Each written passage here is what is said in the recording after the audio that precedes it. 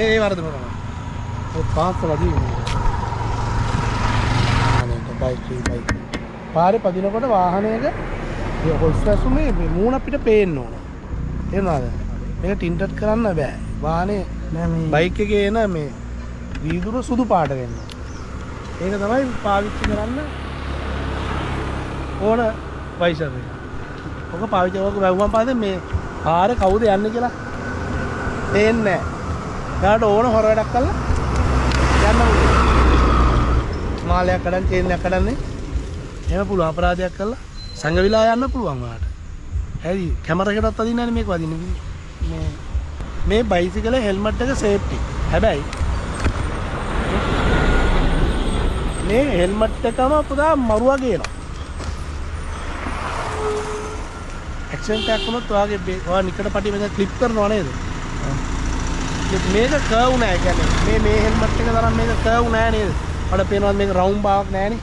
මේක round helmet එක. Clip එක දැම්මම සේෆ්ටි. ඔයාගේ මේ මූණට ආවරණය වෙන්නේ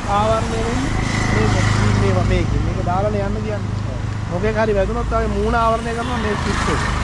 හරි හැබැයි ඔයාගේ මූණ ආවරණය වෙන්නේ මේකෙන්. හැබැයි බැරි වෙලා හරි ඔය ඇක්සිඩන්ට් එකක් වෙලා ඔය හෙල්මට් එක ඇදිලා ගිහලා පටලැවුනොත් මොකේක හරි ඔයාගේ මෙන්න මෙතන සිදුනාවෙන් කඩනවා.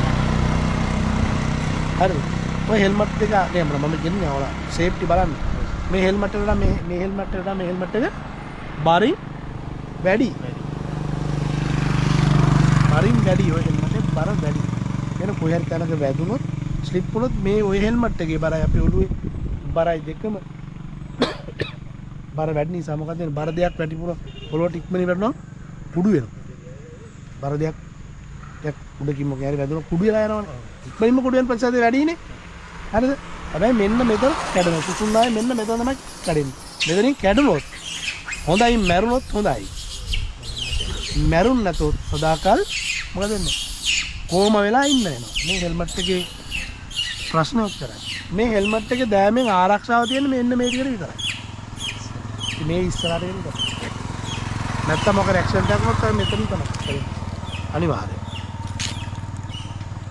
ලංකාවේ වැඩිපුරම ඇක්සිඩන්ට් වලින් මැරෙන්නේ මෙන්න මේ සුසුම්නාවේ එන්න මෙතන මේ ටික ඩැමේජ් වෙලා.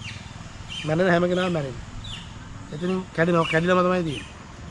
එතන කැඩුණා කියන්නේ මැරෙනවා. නැත්තම් සදාකාල කොහොම. ගෙදර යාළුවෙක්වත් එන්නේ නැහැ. බලන්න.